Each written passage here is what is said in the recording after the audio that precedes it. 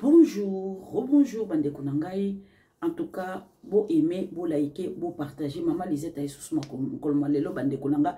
Bokoyoka sous ba révélation awa bande konan ezali kamba sakanate boyoka. Naloba ki likamoko par rapport ya Jean-Marc Kabunda. Naloba likamoko par rapport à Jean-Marc Kabunda ndenge aza traître. Or que Jean-Marc Kabunda zan est peureux bande ko. Allez-y comprendre. Donc, tu es baraté, tu vas dans la peureux, basé Bélé, Kabila peureux, Katumbi peureux, Jean-Marc peureux, Nani, Fang Dion peureux, Kagame peureux, Nanga peureux, Bissi moi peureux, Willingo ma peureux. Donc, baron sur donc na Nani, comment Sultan Makenga peureux. Donc, baron sur basa peureux peureux. Donc, les lots aux autres, vérité, oyo, comment dirais-je, Nani Kabouya.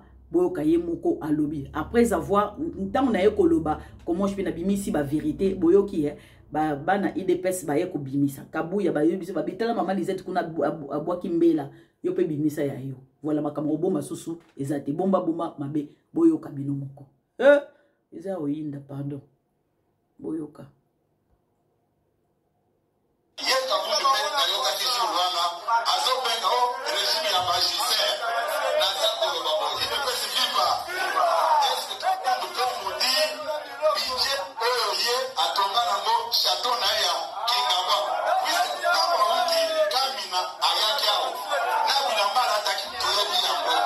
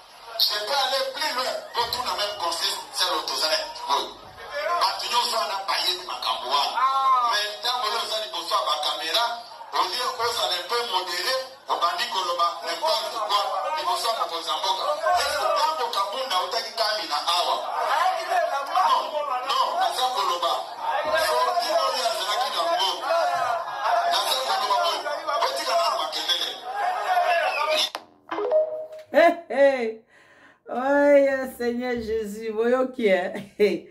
En tout cas. Et comme otie totie. Na munga ngani kutute mama Seigneur Jésus ya koinda. Otie totie. Oti. Bande konanga pardon. Eza ya koinda bande konanga pardon. Bien mon boyoki na matoi na bino. Donc bobo sanate makamwa na bimisi eza na bimisa ki eza lokuta te donc eza ya solo. Voilà bandeko to uti na tongo komona nini document oyo ba uti ko signer. Bolimbisanga esalmwa mubulu document oyo na ebite soki bo monango na ebite so bo monango eza moi clair c'est pas grave eza moi clair ezali comment je fais les rebelles donc les rebelles du M23 chose au début et une fin. Le Sénat américain appelle la cessation immédiate de toutes les hostilités, retrait du M23 et armée rwandaise ainsi que l'ouverture de poursuites judiciaires contre tous les auteurs de crimes de génocide, crimes de guerre, crimes contre l'humanité. Pour le Sénat américain, nous demandons au gouvernement congolais d'annuler toutes les négociations avec les M23.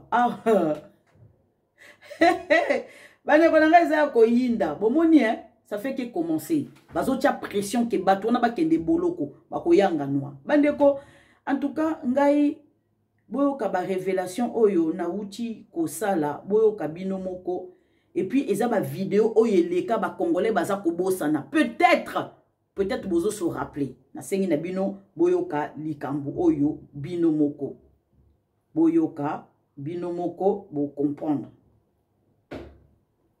boyoka basi baloba likambo depuis longtemps mais congolais a comprendre kate boka likambo yo na matisa volume boyoka bino moko boyoka c'est très important boyoka bino bobosa na makambo vite congolais et pardon tika non avec Félix Tshisekedi. Mais Félix Tshisekedi travaille avec Joseph Kabila. Oui, mais comme j'ai dit tout à l'heure, petit à petit, ils vont se séparer. Revenez me voir dans un an, vous allez voir que Kabila sera tout à fait effacé. Il va travailler ensemble avec Félix Tshisekedi. Mais Félix Tshisekedi travaille avec Joseph Kabila. Oui, mais comme j'ai dit tout à l'heure, petit à petit, ils vont se séparer. Revenez me voir dans un an, vous allez voir que Kabila sera tout à fait effacé. Il va travailler ensemble avec Félix Tshisekedi. Mais Félix Tshisekedi travaille avec Joseph Kabila. Oui, mais comme j'ai dit tout à l'heure, petit à petit, ils vont se séparer. Revenez me voir dans un an, vous allez voir que Kabila sera tout à fait effacé. Il va travailler ensemble avec Félix Tshisekedi. Mais Félix Tshisekedi travaille avec Joseph Kabila. Oui, mais comme j'ai dit tout à l'heure, petit à petit, ils vont se séparer. Revenez me voir dans un an, vous allez voir que Kabila sera tout à fait effacé. Wananan, Herman Cohen, Boyoki, Boyoka son. Nous travaillons avec Félix Tshisekedi. Mais Félix Tshisekedi travaille avec Joseph Kabila. Mais revenez dans un an, vous allez comprendre que Kabila sera effacé. Et salami ou salamité. Kabila a effacé ou a effacé. Aza effacé. Bokoyoka son. Bande ko eza ya koyinda. Vous comprendrez? Eza ya koyinda se yindi bande konangai. Vous comprendre pourquoi président Félix Tshisekedi raison du refus du chef de l'État de négocier avec les M23. Pourquoi le refus? Pourquoi président Félix Tshisekedi refuse de négocier avec les M23? Bandeko boyoka. La boyoka, la RDC est souveraine. Ah oui, toko négocier na ba rebelle Théo boyanginois. Boyoka. Le M23 n'a aucune légitimité. M23 égale mouvement terroriste responsable des graves crimes sur le sol congolais. Groupement terroriste. Donc on négocie avec terroriste. Voilà. M23 égale à coquille vide. Coquille vide égale à Rwanda. Voilà. Le M23 veut négocier pour défendre les intérêts du Rwanda, pas ceux de la République démocratique du Congo. Voilà. Le M23, en tant que groupe armé, doit se référer au processus de Nairobi. Point barre. Voilà. C'est pour ça qu'on ne peut pas négocier avec les M23. Boyoka Suko et Loko Bande Konanga Bovanda Kimia. Boyoka et Loko Yo Bande Kobanduku Yangu. Boyoka et Loko Yo Ezaya Koyinda. Boko comprendre vraiment qu'est-ce qui se passe.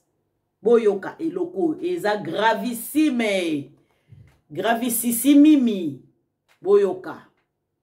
Destin du Congo belge, qu'on appelle aujourd'hui la RDC, a commencé aux États-Unis par une lettre. Donc les relations entre les États-Unis et l'Amérique commencent par une lettre. Quelle était cette lettre? La lettre a été écrite par un physicien qui s'appelait Szilard et qui a été signée par Hitler. C'est pourquoi on a appelé la lettre Einstein-Szilard. Cette lettre a été adressée au président Delano Franklin Roosevelt. Alors, dans la lettre, qu'est-ce qu'on a écrit? Ils ont dit ceci à Delano Franklin. Il lui dit, Monsieur le Président, nous avons remarqué qu'ici aux États-Unis, nous avons quelques uranium, mais qui n'est pas de quantité suffisante, et puis qui n'est pas très fort. L'uranium américain n'est pas fort. Au Canada, il y a quelques filons d'uranium. Dans l'ex-Tchécoslovaquie, il y a aussi quelques uranium d'ailleurs que les Allemands ont presque terminé. Mais le meilleur, la qualité, l'uranium dont nous avons besoin se trouve au Congo belge. Vous devez dépêcher une mission. Si possible, engager des physiciens qui doivent travailler dessus. Avertir déjà les gouvernants. Pendant ce temps, c'était les Congo belges, vous vous rappelez? Pendant ce temps, nous, les Congolais, nous sommes en train de lutter pour l'indépendance. Ouais, nous devons être indépendants. Et ils sont en train de calculer pour l'avenir de votre pays. Et c'est alors qu'on a fait le premier projet qu'on appelle le projet Manhattan.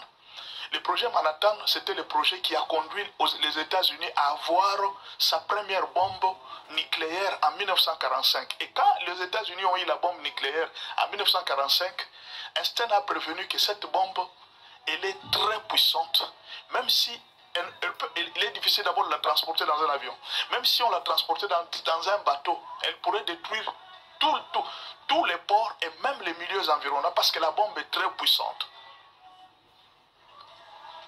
Pendant la guerre en 1945, les Japonais étaient très puissants parce qu'ils utilisaient une méthode, la méthode des kamikazes.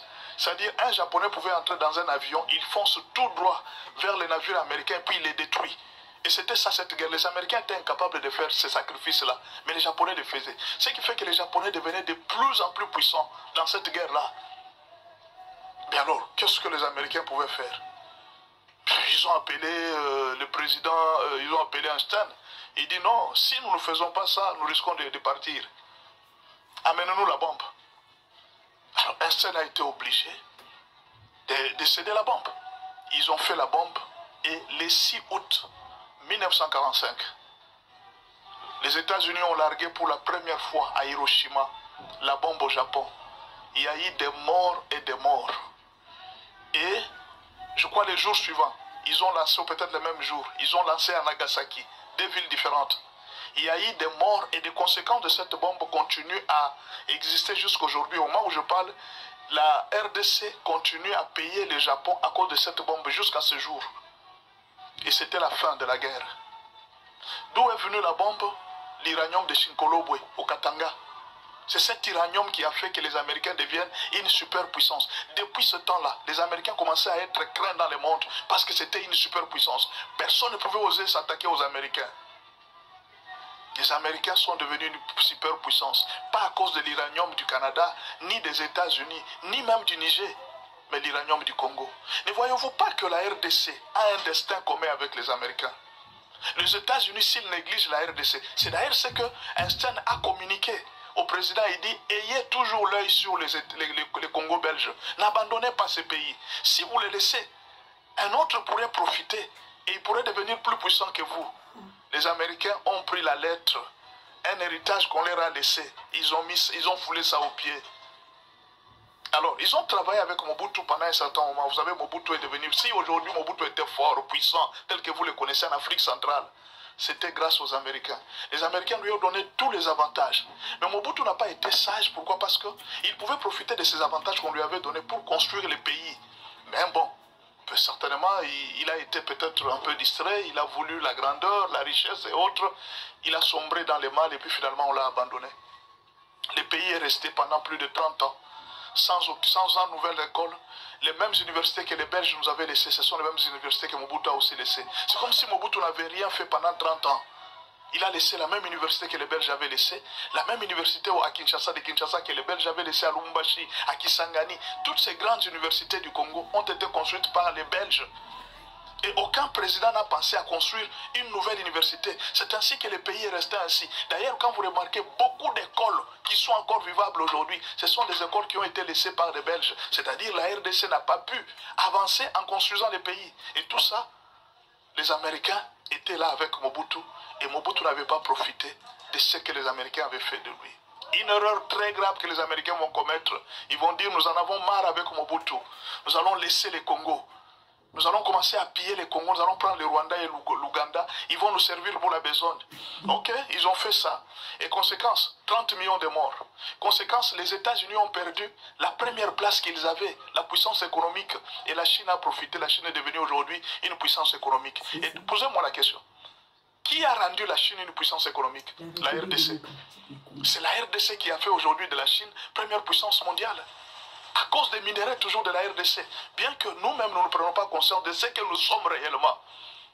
N'y a-t-il pas un destin commun entre les États? Pendant que nous sommes en chute, les États-Unis sont aussi en chute. En chute libre d'ailleurs. Au moment où je vous parle, les États-Unis ont perdu beaucoup de choses.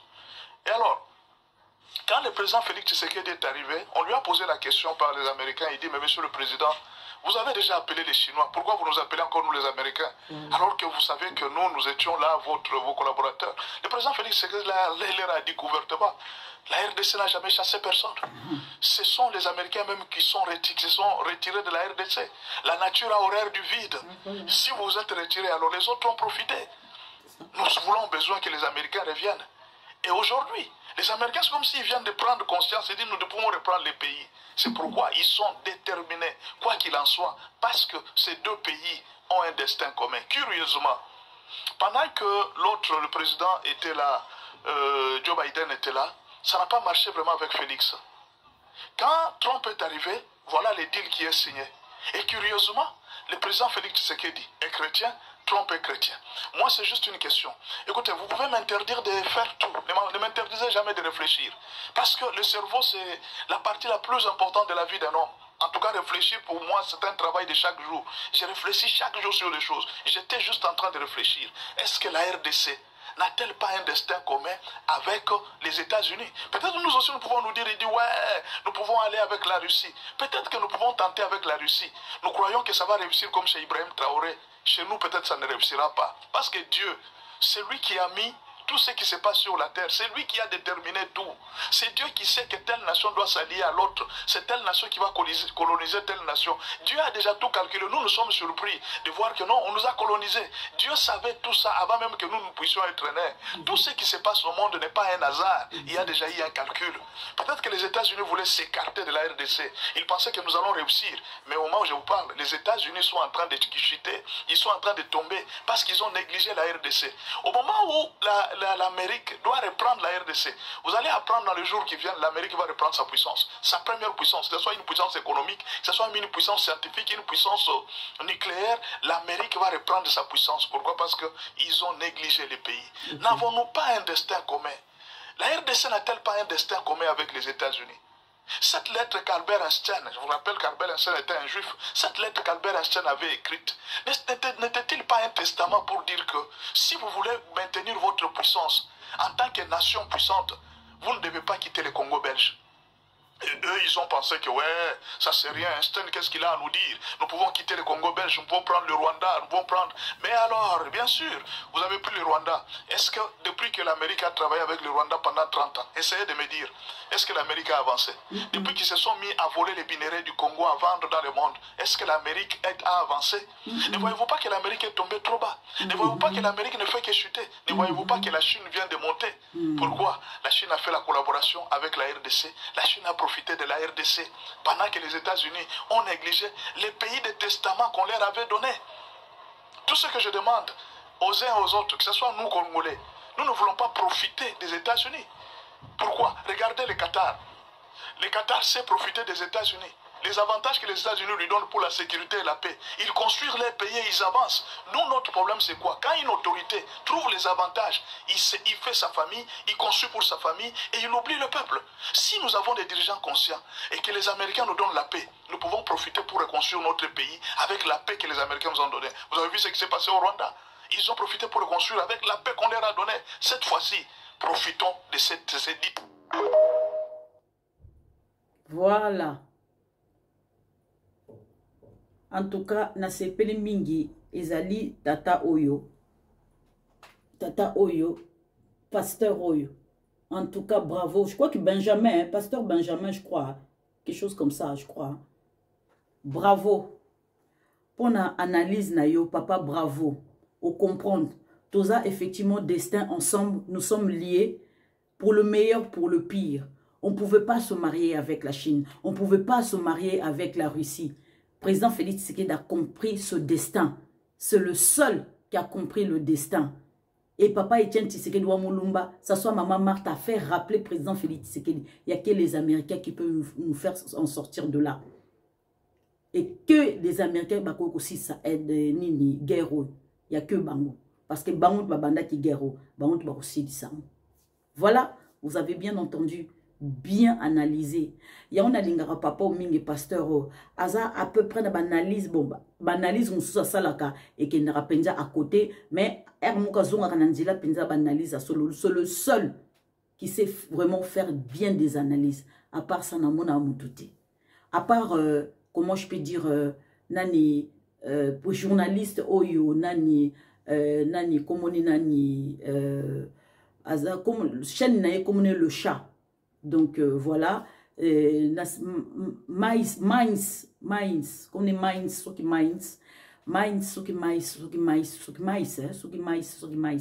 voilà, c'est le seul. Il n'y a pas ça un peu banaliste qui toque. Dans les deux wana, je les aime énormément par rapport à leur analyse. Mais au Batikali, pardon. Vous s'abonner énormément à la chaîne à Maman Lisette sur ce. Bonne fin de soirée. Et pas de Kambani.